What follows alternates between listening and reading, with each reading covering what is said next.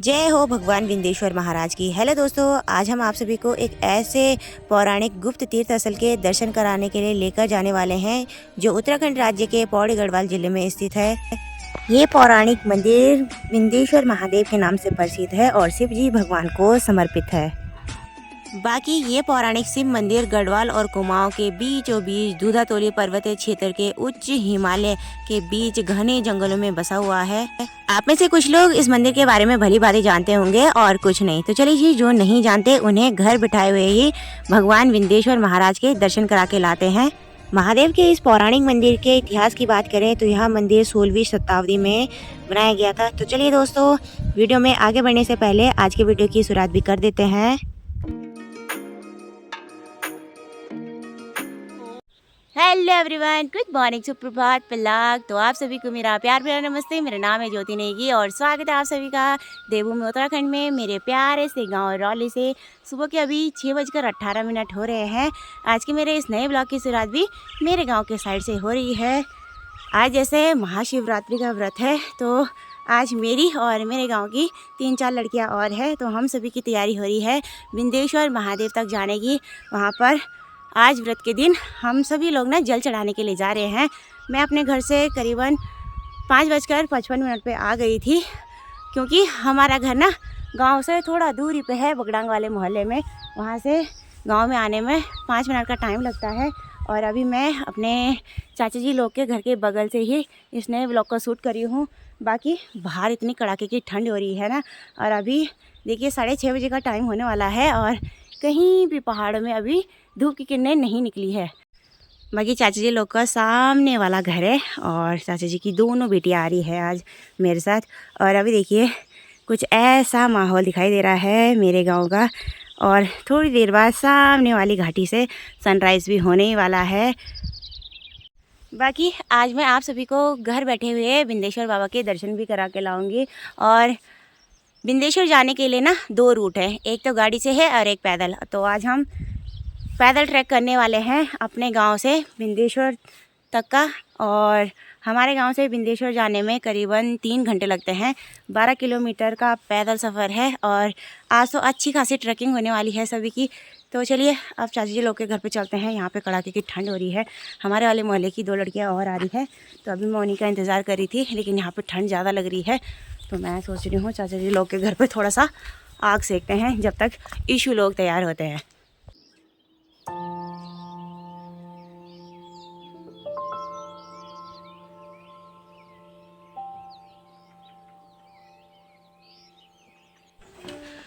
तो पूजा तो अभी तैयार नहीं हुई है, लेकिन चाची तो उड़ गई है और यहाँ लाइट भी नहीं जला रखी। अरे तो लाइट भी नहीं है। तो चाची ने चूल्हे पे मस्त सी आग जला रखी है और इस बड़े से पतीले में पानी रखा है गर्म करने के लिए। क्या को?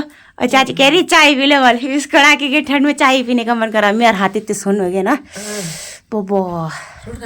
तो चलिए जी, चाची ने गर्मा गर्म चाय का गिलास मुझे दे दिया है।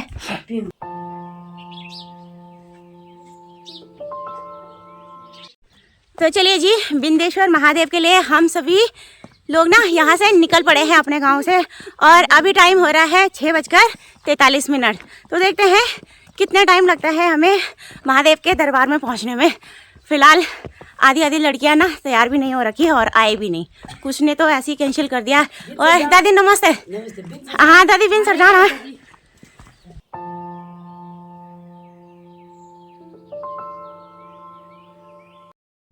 तो आज मेरे साथ कौन कौन जा रहे हैं विंसर महादेव? तो ये देखिए, ये है मेरे चाचा की लड़की और ये दोनों भी मेरे चाचा की लड़कियां ही हैं, पूजा, ईशु और पवित्री पप्पी ने जानी प्यार। बाकी 2 लड़कियां और हैं, वो आगे चली गई हैं हमसे और एक अभी पीछे से आ रही है। ये देखिए, आजकल हमारे गांव रौली की इस नई वाली रोड पे डामरीकरण का काम चल रहा है। तो यहाँ देखिए नेपाली भाई ना रोड पे ऐसे टेंट लगा के रह रहे हैं। भाई इनके लिए ठंड भी नहीं है। दीदी ठंड नहीं लग रही है? मस्त मजा है। है चूल्हे पे गर्मा गर्म सुबह का नाश्ता बनके इन लोगों का तैयार भी हो गया है। ठंड नहीं लगती आपको यहाँ? है तो चलिए करते हैं अपने सफर को कंटिन्यू।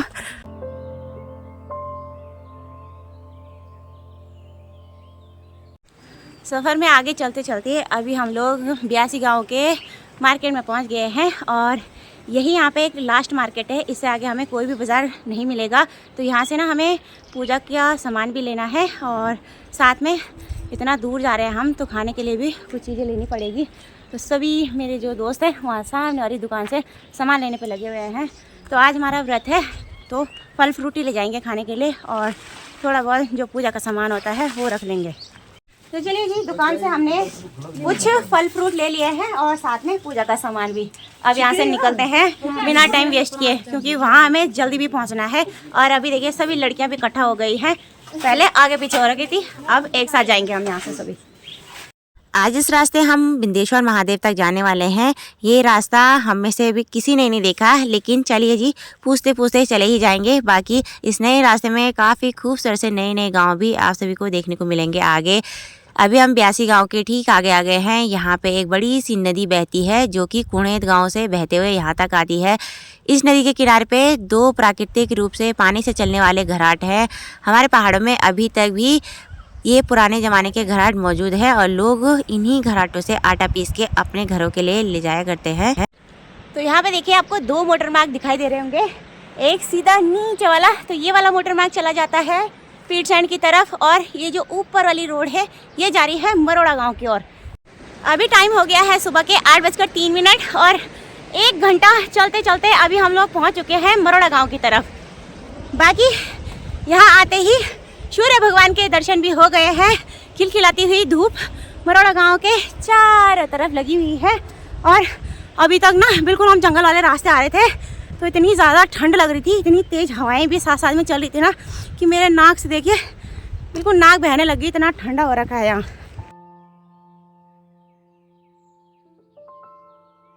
मरोड़ा गांव के ठीक नीचे जो ये नदी बह रही है, ये नदी दूधातुलिया पर्वतीय क्षेत्र से बहते हुए यहाँ तक आती है।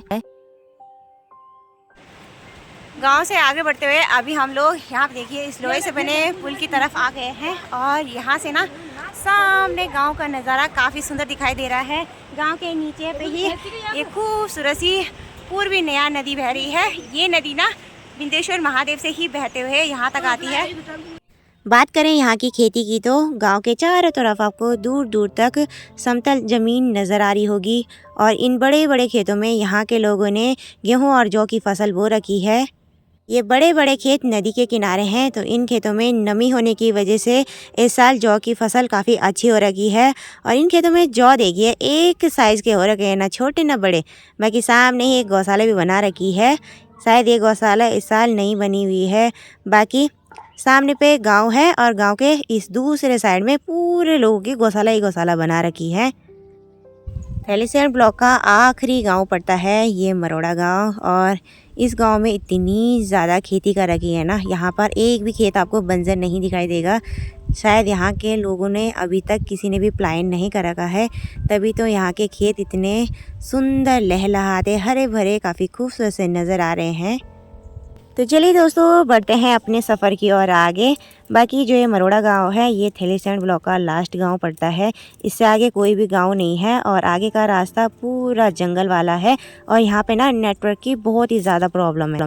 सफ़र में आगे चलते हुए अभी हम लोग दूर जंगलों के बीचों बीच आ गए हैं और यहाँ पे देखिए मरोड़ा गाँव की डांडा की गौशालाएँ भी हैं और साथ में यहाँ पीछे देखिए खेती भी कर रखी है यहाँ पर लोगों ने। बाकी यहाँ से आधा घंटा लगता होगा मरोड़ा गांव जाने में और वहाँ से यहाँ आने में। गांव के लोगों ने इन दूर जंगलों में जगह जगह पर गौशालाएँ बना रखी है। यहाँ पे ना पशुओं के लिए चारा भरपूर होता है, इसलिए यहाँ के लोग 12 महीने अपने गाय भैंस मवेशियों को यहीं पे पालते हैं। ये देखिए, और यहाँ पे ना बहुत ज़्यादा गौशाला बनी हुई है, ये देखिए। बाकी अब अभी हम यहाँ पे रुके हुए हैं, सामने पे ही एक धारा है, यहाँ पे हमने पानी पिया था और हमारे साथ की 2-3 लड़कियाँ और है जो कि अभी आई नहीं है, तो अभी हम उन्हीं का इंतज़ार कर रहे हैं। तो देखते हैं कब तक आते हैं। वैसे तो 9 बजे का टाइम यहीं पे हो गया है और यहाँ जो ये पीछे खाली खेत हैं, आजकल गाँव के लोग इन खेतों में हल लगाने पर लगे हुए हैं। मिल्क खेत वाली डांडा की गौशालाओं में हम करीबन 1 घंटा बैठे रहे और अपने दोस्तों का इंतज़ार करते रहे, लेकिन वो पता नहीं कहाँ खो गए आज।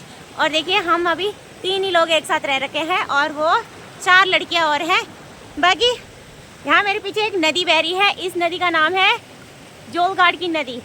इस नदी को 7 बार पार करना पड़ता है। आजकल नदी में पानी कम हो रखा है। बाकी यहाँ से देखिए नदी के उस पार जाने के लिए पत्थर की बड़ी बड़ी पगडंडियाँ बना रखी है।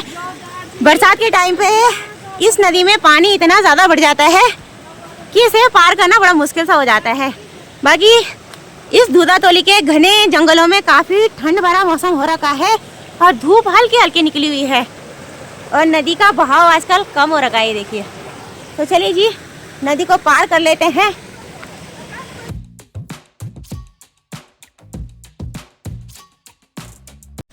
आगे का रास्ता यहाँ सीधा ऊपर से ही है। तो चलिए जी हम लोग तो आगे बढ़ गए हैं, लेकिन जो पीछे रह गए हैं उनका कोई पता नहीं वो आज कहाँ जाएंगे।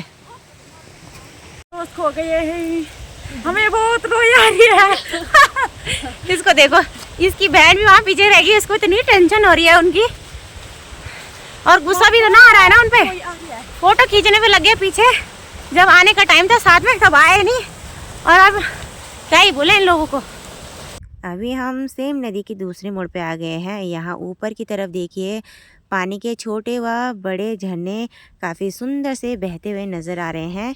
बाकी नदी में काफ़ी बड़े बड़े पत्थर भी हैं और इन पत्थरों पे हरी हरी काई भी लग रखी है और काफ़ी फिसलन भरे हो रखे हैं ये पत्थर। तो नदी को पार करने में ना थोड़ा सा डर भी लग रहा है, कहीं पैर ना फिसल जाए।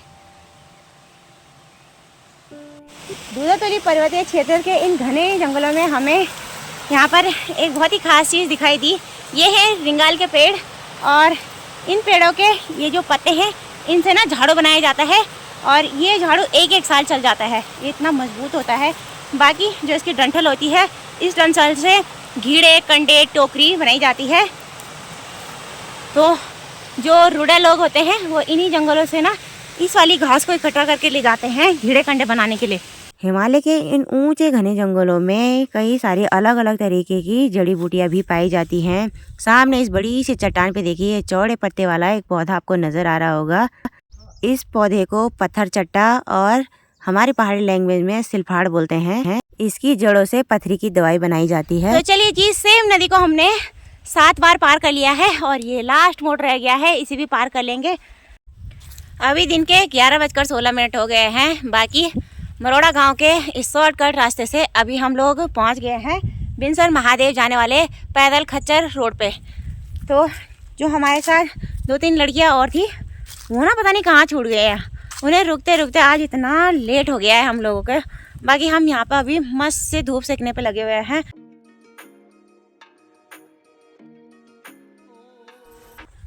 बिंदेश्वर वाली खच्चर रोड पे चलते चलते अभी हम लोग सामने देखिए छाई चौरी में पहुंच गए हैं। बिंदेश्वर भगवान के मुख्य मंदिर में जाने से पहले आधे रास्ते में छाई चौरी नाम की एक जगह पड़ती है। यहाँ पे देखिए एक छोटा सा मंदिर भी सामने आपको दिखाई देगा।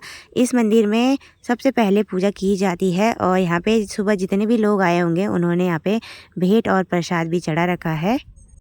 बाकी जो ये विंध्येश्वर भगवान का मंदिर है ये कुमाऊं और गढ़वाल के बीचों बीच स्थित है। दूर दूर से लोग यहाँ विंध्येश्वर भगवान के दर्शन करने के साथ साथ यहाँ सामने जितनी भी त्रिशूलनुमा पहाड़ियाँ नज़र आ रही हैं इस सौंदर्य को निहारने के लिए भी पहुँचते हैं। पर्यटन का एक दूसरा प्रमुख केंद्र बिंदु भी विंध्येश्वर महादेव है। विंध्येश्वर साइड के आज के मौसम की बात करें तो यहाँ देखिए चारों तरफ आज सुहावनी सी धूप खिली हुई है और आसमान में आज एक भी बादल का तिनका नहीं लगा हुआ है। जिस बात की हमें डर थी चलो वो तो हुआ नहीं। मौसम विभाग ने तो आज के लिए पूरे दिन भर बारिश बता रखी थी, लेकिन आज बारिश तो है नहीं। धूप अच्छी सी लगी हुई है तो हमारा सफ़र भी अभी तक का अच्छे से कट गया है। उम्मीद यही करेंगे कि आगे भी अच्छे से कटे। बाकी अब यहाँ से मात्र 15 मिनट का रास्ता रह गया है मंदिर तक पहुँचने के लिए। बाकी रास्ता बहुत लंबा है, लेकिन क्या कहते हैं मन में अटूट श्रद्धा और भगवान के प्रति आपका विश्वास हो तो आप लोग ज़रूर दर्शन के लिए पहुँचते हैं।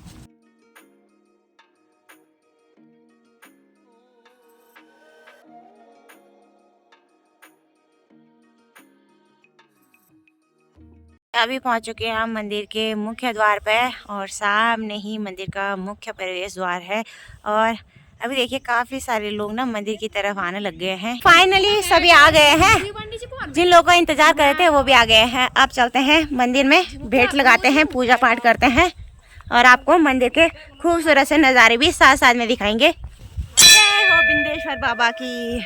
यहाँ पहुँचने के बाद मन को एक अलग ही शांति का अनुभव होता है।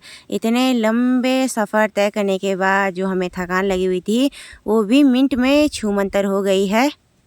तो चलिए जी, मंदिर में पूजा पाठ करने से पहले सामने इन स्वच्छ जलधाराओं में हाथ मुँह धो लेंगे। और सभी लोग यहाँ पर अभी हाथ मुँह धोने पे लगे हुए हैं जो कि घर से आ रहे हैं। मंदिर के अंदर 3 स्वच्छ जलधाराएं निरंतर 12 महीने यहाँ पर बहती रहती हैं। बाकी जिन 3 जलधाराओं से यहाँ पे पानी बह रहा है, इनका डिज़ाइन देखिए बिल्कुल पत्थर से बनाया गया है। यहाँ के पानी को बड़ी पवित्र मानते हैं, इसीलिए शिवलिंग में चढ़ाने के लिए इन 3 जलधाराओं का पानी का इस्तेमाल किया जाता है। तो चलिए जी, पंच स्नान भी हमने कर लिया है, हाथ मुँह भी धो लिया है। सबसे पहले जल चढ़ा लेंगे।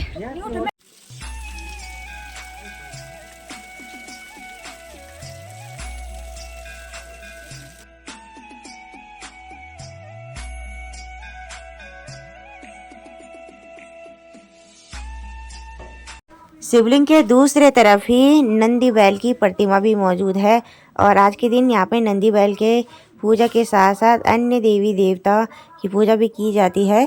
यहाँ पे देखिए छोटे और बड़े दोनों तरह के नंदी बैल मौजूद हैं जो कि पत्थर से बनाए हुए हैं और साथ साथ में पुराने समय की ही इन पत्थरों से बनी मूर्तियाँ भी यहाँ पर मौजूद है। यहाँ पर मान्यता है जो भी लोग नंदी बैल के कान में अपनी अपनी मन्नत मांगते हैं वो भी पूरी हो जाती है।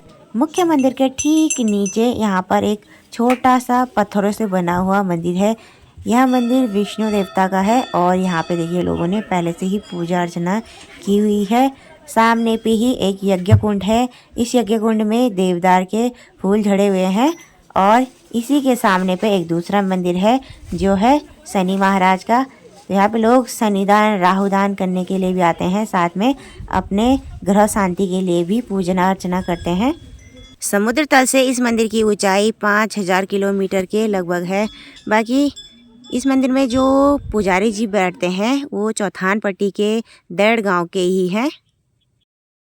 शिवलिंग में जल चढ़ाने के बाद अभी हम मुख्य मंदिर में आ गए हैं भेंट लगाने के लिए और साथ में पूजा पाठ करने के लिए भी। तो यहाँ मेरे पीछे देखिए काफ़ी लंबी लाइन लगी हुई है भक्तों की। तो चलिए देखते हैं कब तक हम लोगों का नंबर आता है।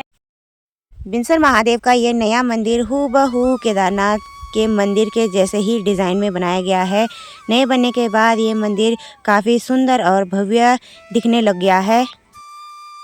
मंदिर के गर्भगृह में सामने ही इन पत्थरों पर कई सारी मूर्तियां बनाई हुई है। प्राकृतिक शिल्पकला की अद्भुत कलाकारी यहाँ पर सामने देखने को मिलती है और ऊपर की तरफ देखिए लोगों की मन्नत पूरी होने पर यहाँ पर उन लोगों ने चांदी व सोने के छत्र चढ़ा रखे हैं। इसी के साथ बड़े और छोटे घंडोले और साथ में चिमटे भी यहाँ पर चढ़ाए हुए हैं।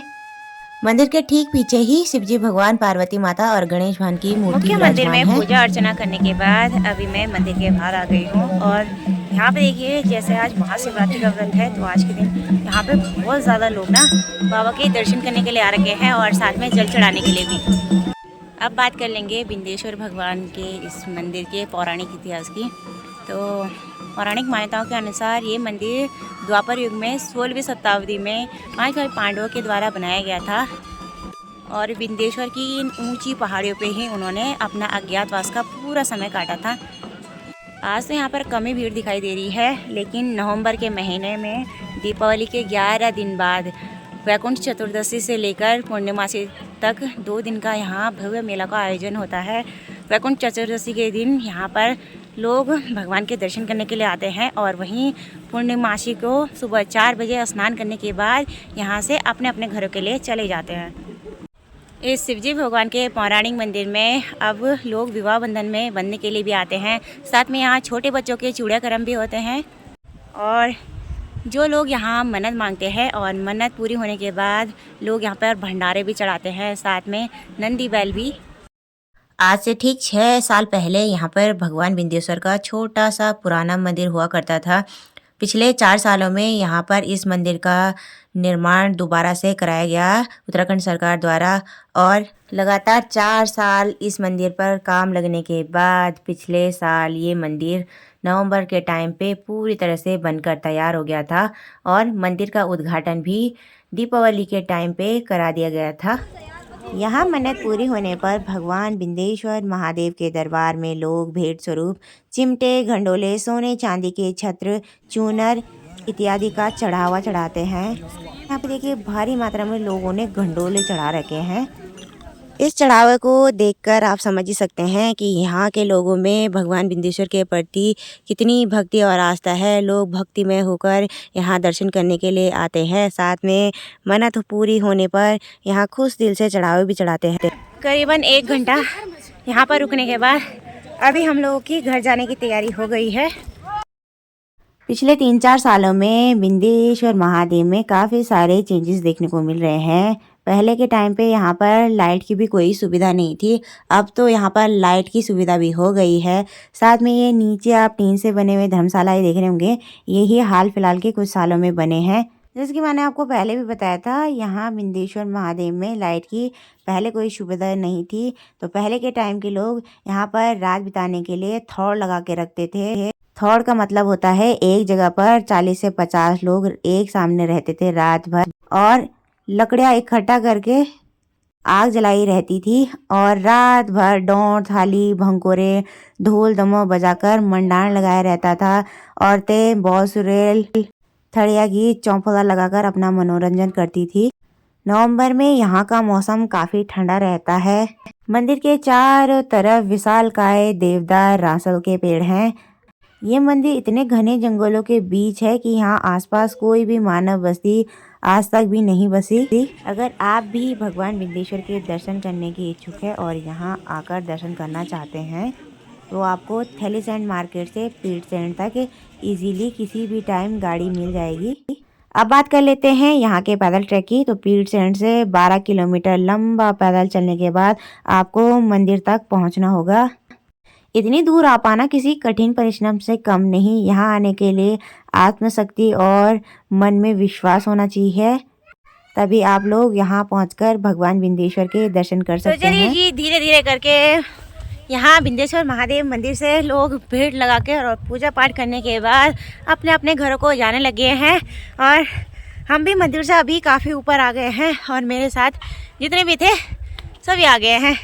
अब जाते टाइम एक साथ जाएंगे क्योंकि घर जाते जाते रात हो जाएगी आज। भगवान बिंदेश्वर के मंदिर से ठीक 2 किलोमीटर की दूरी पर गढ़वाल के प्रसिद्ध देवता ब्रह्मडुंगी नामक पत्थर की शिला वहाँ पर मौजूद है और आज हम समय का अभाव होने की वजह से वहाँ नहीं जा पाए क्योंकि हमें टाइम से घर पहुँचना है और जिस जंगल के रास्ते हम आए थे वहाँ पे ना रात होने पर जानवरों का डर भी होता है। गढ़वाल के प्रसिद्ध देवता ब्रह्मडुंगी नामक विशालकाय पत्थर की शिला यहाँ छाया चौरी से साफ नजर आ रही है। यहाँ पर 5 भाई पांडवों के पैरों के निशान मौजूद हैं। लोग इन्हें देखने के लिए दूर दूर से आते हैं, साथ में यहाँ पूजा अर्चना भी करते हैं। नीचे की तरफ इस बुरांस के पेड़ पे आजकल काफ़ी सारे बुरांस के फूल खिलने लग गए हैं। बुरांस हमारा राज्य पुष्प भी है और इन फूलों का ना बड़ा स्वादिष्ट जूस भी बनता है। बाकी देखिए खिलने के बाद ये काफ़ी खूबसूरत से नज़र आ रहे हैं पूरे पेड़ पे।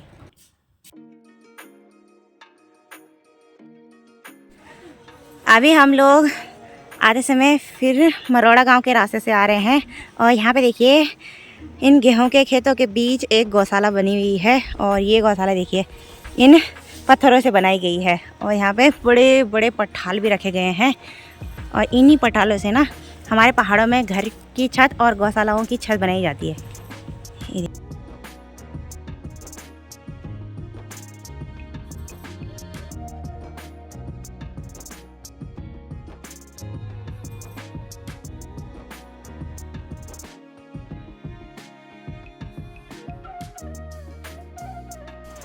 वापसी आते समय अभी हम लोग आ गए हैं ब्यासी गांव की तरफ और यहाँ नीचे पे ही ब्यासी महादेव है। यहाँ पे भी शिवजी भगवान का छोटा सा मंदिर है और देखिए आज यहाँ भी बहुत ज़्यादा भीड़ लगी हुई है लोगों की। लोग यहाँ पर पूजा अर्चना और साथ में जल चढ़ाने के लिए आ रखे हैं। ये करेक्ट 8 बजे है और मैं बिंदेश्वर महादेव से अभी पहुंच रही हूँ घर पे। बाकी मेरे आते ही अंशु बहुत खुश हो गया। क्या खा रहे हो? ये क्या लाई मम्मा आपके लिए? चीज है जी जी। तो आज घर पहुंचते पहुंचते बहुत देर होगी और थकान से इतने बुरे हाल हो रखे हैं ना, बिल्कुल मेरे पैर के नीचे इतना भयंकर छाले लग गए ना यहाँ पे ऊपर, ये पैर नीचे भी नहीं टेके जा रहे हैं। बाकी मैं वहाँ गिर भी गई थी नदी के पास में, तो मेरे घुटने पे भी दर्द हो रहा है यहाँ पे। तो अब दवाई भी लगानी पड़ेगी और एक पेन किलर भी खाना पड़ेगा आज, तभी जाके दर्द ठीक होगा भाई। और मेरा फ़ोन ना रास्ते में ही स्विच ऑफ हो गया था, ना मेरे पास पावर बैंक था और ना चार्जर था, तो इसलिए वीडियो भी नहीं बना पाए आगे। तो चलिए दोस्तों, अब वीडियो को यहीं पे एंड कर देते हैं। होप कि आपको मेरा आज का ब्लॉग पसंद आया हो। अगर थोड़ा सा भी पसंद आया हो तो लाइक शेयर कमेंट्स करें। चैनल पर नहीं आए तो चैनल को जरूर सब्सक्राइब करें। मैं अपने यूट्यूब चैनल पे पहाड़ी लाइफ स्टाइल ब्लॉग और खान पान की वीडियोस लाती रहती हूँ, तो आप लोग सपोर्ट एंड सब्सक्राइब जरूर करें। चलिए जी, मिलते हैं नेक्स्ट अच्छी सी वीडियो के साथ। तब तक के लिए बाय बाय। जय देवभूमि उत्तराखंड, जय बिंदेश्वर महादेव।